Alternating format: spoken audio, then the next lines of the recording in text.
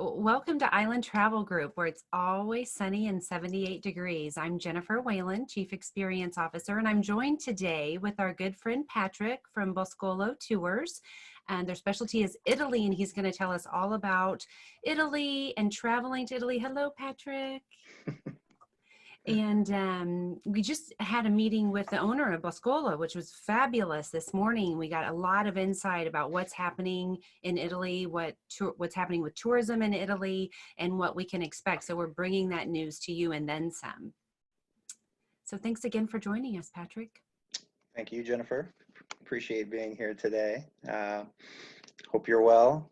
Hope all the viewers out there watching this are hanging in there, staying at home, and we'll get through this. Absolutely. I think it definitely got me excited this morning talking to the owner, and so he definitely motivated me and just made me feel really good about, this is really going to happen. This is, travel's coming back. It's going to come back, and we had some news, obviously, from Giorgio today that was encouraging on the Italy front. Of course, we're dealing with our own thing here in the U.S., but we heard from him today that on May 4th, I believe it was the date, May 3rd or 4th, they will be opening things up. So they're no longer on the stay-at-home situation where they have to stay at home all the time. Now they can go out, they can go to stores. It's going to be phased, much like in the U.S. That they're talking about in the U.S. and already doing in some places. So now they can go out. For travelers, though, that's we're not quite there yet, but we're going to be there pretty soon. He did mention at the end of May, the restaurants will be open, the bars will be opened. Of course, with social distancing protocol, as you can imagine, until we get a little further into this. People out there that love to travel, and I know you do, and I know I do, and I'm just dying to, once they open things up, to get on that plane. And I'll be one of the first ones to Italy for sure, but there's so many places around the world to go, around the country. We just want to travel. I know that everybody out there that's watching has an interest in travel, certainly, and so definitely, we are taking a wait and see approach for, say, the fall and winter, because that's a ways off yet. We're still hopeful that some of the folks that we still have with travel plans to Italy and the rest of Europe. Interestingly, I think, like he mentioned, Italy is opening on May 4th. Their stay-at-home order is being released. And like he said, Italy was the first to close down. So it's understandable that they would be the first to open up. And so the question was asked to him, when will Americans be able to travel to Italy?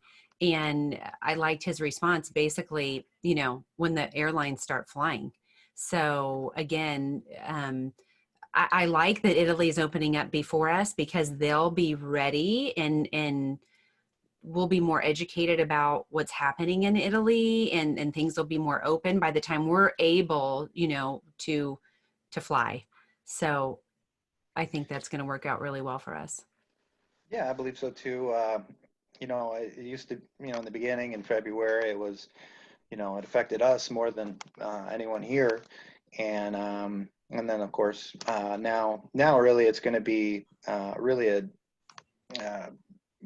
what happens here in the U.S. is going to really determine when folks can travel to Italy. Because I think, like you say, Italy's definitely ahead of the curve on us in that regard. So I'm looking forward to when we can, get out there and start traveling again. Yeah, because basically, Italy's closed for tourists right now, right? For all intents and purposes right now, at this exact moment. Yeah. Now, so no one's traveling. I'm very optimistic that in a few months, as they're able to go about their lives normally, or as close to normal as possible, then the rest of the world can come join us there. So yeah. So how soon, can you tell me, do you know about how from now, do you have people still on the books, like still booked and hoping they get to travel? as early as? We have folks on the books right now still for August, September, October, um, and on from there. But I wish I had a crystal ball for you right here in my hands so I could peer into it and tell you. I know what my clients are thinking, and we're doing the same thing. These are your options. Travel is very personal, and I feel like this whole situation and how you react to it is very personal. So we're giving them the option, like, these are your options. And so a lot of our guests are like, we want to go. They're rebooking for the fall, which I love to see. I want them to get that trip in this year. I know I feel the same way, but I was curious, just as a whole, specializing, with your company being headquartered in Italy and stuff, like what you're seeing. So definitely people are traveling as early as August. I think that's great. It sounds to me, if things continue the way they're progressing, that we will be traveling in August. So I hope it works out for all of our Yeah. guests. Well, and to me, that's maybe the best case scenario. I don't want to promise anyone anything. Please don't hold me to a certain Exactly. date. I'm not, I'm not in that department, but let's hope. Let's hope. Yeah.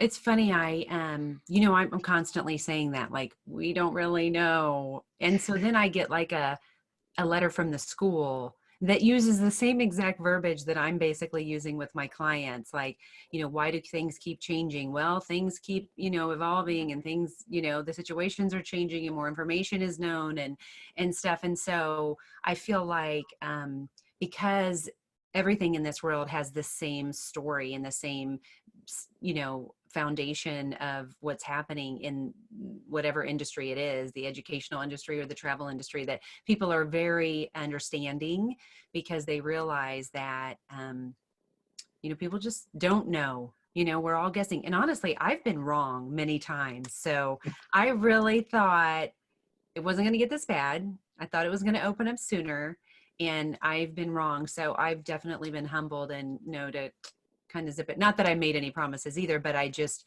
I'm always guessing just because I'm competitive like that. Yeah.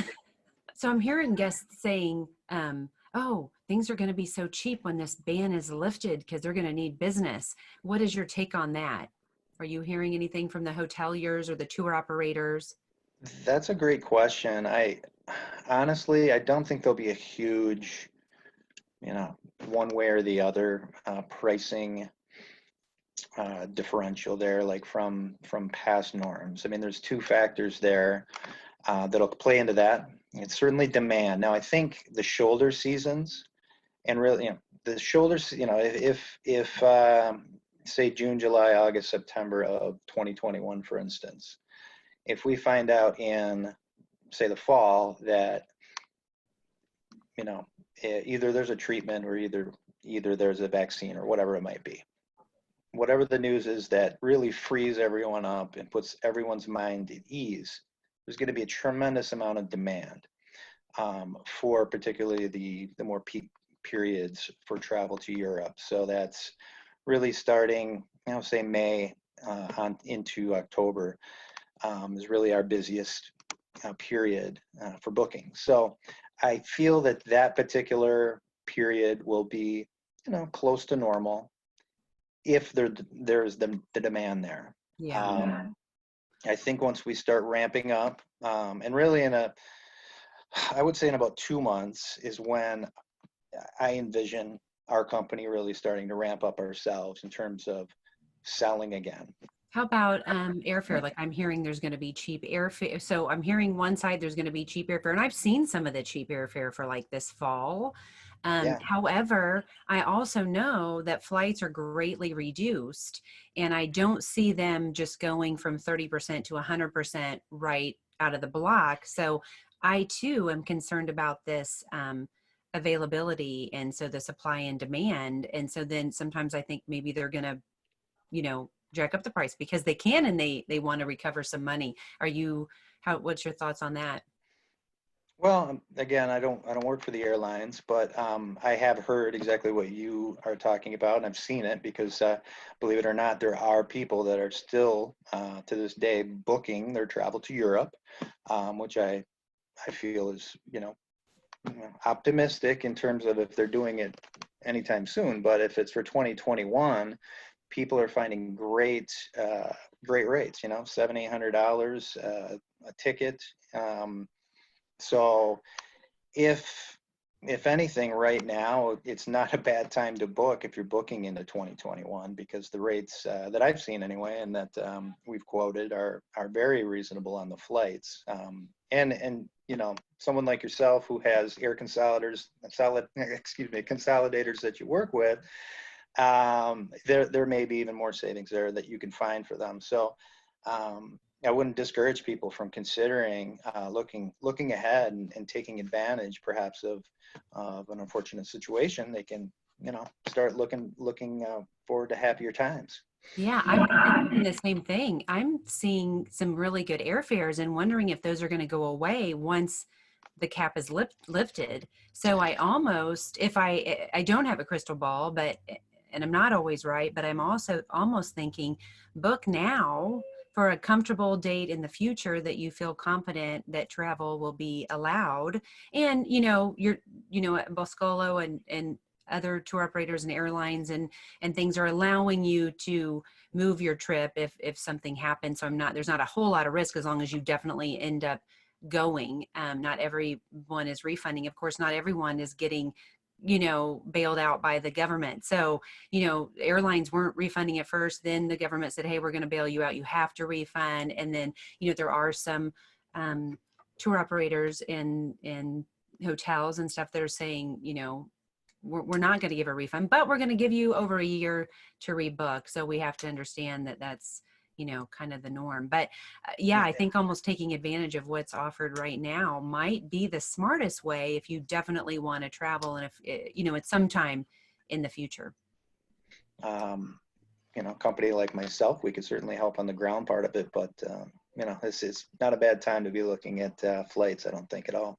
Yeah, well, you're always impressive with obviously being your company was founded and is located in Italy. So knowing all the back roads and the unique, customized personal experiences with the locals. As a matter of fact, do you remember what he said were some of the things that they missed the most? I don't remember, so I hate to put you on the spot, but Yeah. remember he was saying what we missed the most is A lot of it had to do with food and drink. I remember in I was kind family. of on the chatting along with some people, and Oh, I'm yeah, I my think it was coffee maybe with, he did say he missed his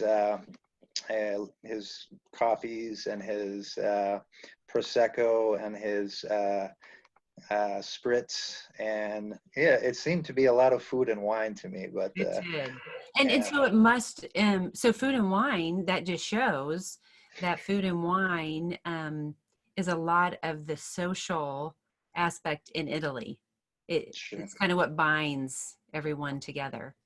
It is. And depending on what region you're in with the food, it could be, it's always spectacular. I don't know what it is with the Italians, but uh, they're wonderful with food. They really, it's a passion, certainly. Food, the, it's amazing. So you really can't go wrong, and it really just depends on what region you may be in. But whether it's the fish or the pasta or the meat or the bread or the cheese, I mean, there's each thing is unique in its own way. It's we go to the grocery store and we don't really think about that, but there, this is where where it came from. So That's it's awesome.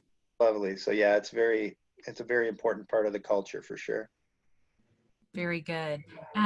So tell me a little bit give us a little insight, since this is your specialty, on for first timers to Italy. Usually people want like the three: Venice, Florence, Rome. Do you agree with that? Do you think that's the way to go, move around and do those three? Or do you feel like maybe doing one region and is probably a better use of your time? A lot. Um, if you wanted to maybe concentrate on a particular region, I think, or a couple different regions that are close together, it's not a bad way to go. So if you're in Rome, you can hop on a train and get down to Naples in about 2 hours. And from Naples, we can arrange for a private driver to take you to Amalfi. So maybe you could do a combination of flying to Rome, maybe stay a few nights, and depending on what sort of interest you have. And in this case, if you're flying into Rome, Amalfi Coast, oh my gosh, it's unbelievable. Whether you spend just a day or 3 or 4 days, there's a lot to see there. But you could drive, you could take a tour of the Amalfi Coast and just get a taste of it. But I personally would recommend spending some time there. So that would be Rome. But if you're in Florence, for instance, you're in close proximity, of course, to Tuscany. You have Cinque Terre, which is a little further away, but you could do a day trip to Cinque Terre and get some of that coastal beauty that's unbelievable in that particular area. And with Venice, I mean, Venice has a lot around it as well. There's Verona, there's Lake Garda, there's the Dolomite Mountains. So, you think of Venice, you think of the canals and the, the amazing the bridges and the churches and the Duomo and the square. But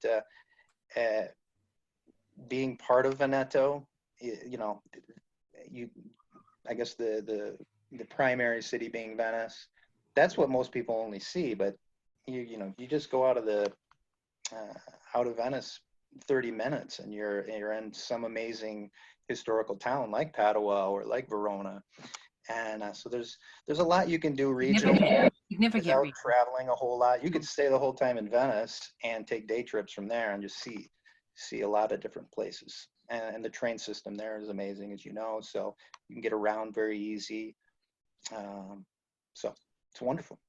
Yeah, I love the clients that, work with me Mm-hmm. and tell me, what are the things you like, what wows you, what your interests are, and then you help us guide our guests into very unique boutique areas and experiences that they just could never find or get on their own. So I do encourage you to kind of think outside the box, or definitely work with your travel planner um, and and do something, maybe that no one else has done before, that, and do Yeah. something really unique, that you're just something so local that you're just never going to forget.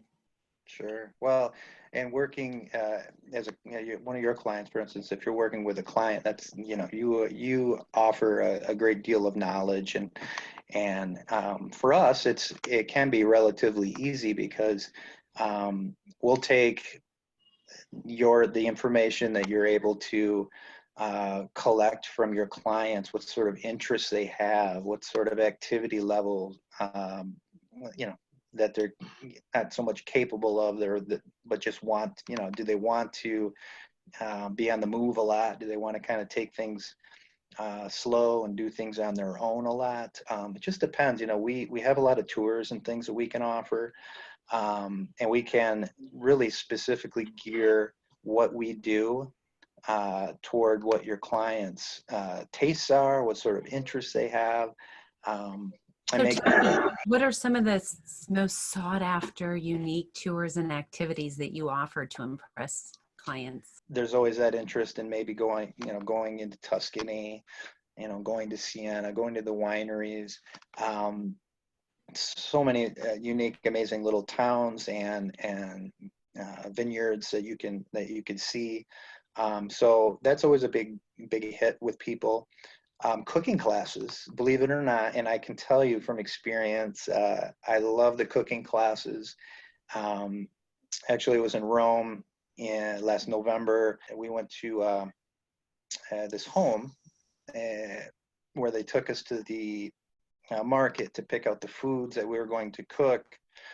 And so as a group, we got to wander around the market and see all the unique foods. And if you've ever been to a European, particularly an Italian market, it's just it's so different than what we experience here in our shopping experience, that you can just, touch and smell, and there's the fish portion, and there's the, fruit and vegetables, and they're all out for you to taste and feel and touch. And so that's amazing. They take you back to their magnificent home, is kind of an apartment sort of row homes in this particular neighborhood. And it's just the experience of getting your hands into the process and seeing how they make the pasta and the desserts. And I really enjoy it. So I think that's definitely one of the more requested, sort of experience. And I wouldn't even say so much as requested, but when they're not really sure, we always put it in there, because when they come back, they rave about it. It's like, oh my God, I'm so glad that you suggested that. It was such a wonderful time. And you get to meet and mingle with the people. You get to meet and get to know some of the wonderful Italian people that are that live and work in Italy. So I highly recommend the cooking classes for sure. Now, in terms of uniqueness, I mean, there's really nothing we cannot do. I will say that. I mean, if you want to fly over Mount Etna on a helicopter, absolutely we could do that. So we have another thing. We have a partnership with Ducati. I don't know if you know who Ducati is. It's a motor. Oh yeah, I have a son. I Okay, have a all right. teenage son. Right. So yeah, usually the only time I see a Ducati is like in one of these action movies where somebody's driving by with a gun and shooting or something. But that seems to be the bike of choice. But Ducati we have a partnership with, and we can do, say, a 3 or 4 day tour with riding Ducati motorcycles around Italy. Say Tuscany, just in the rolling hills of Tuscany, driving around on a motorcycle, the wind in your hair. So not for Oh everybody. gosh, one, I'm so glad that I ate before. I'm glad that we're having this conversation after lunch. And two, I'm glad that it's a little nicer today. I'm going to get out after this conversation. Sure. No. Well, maybe we can take a bike ride or something, and you can feel the breeze in your hair. You bet. Yeah, exactly. That's exactly what I'm thinking.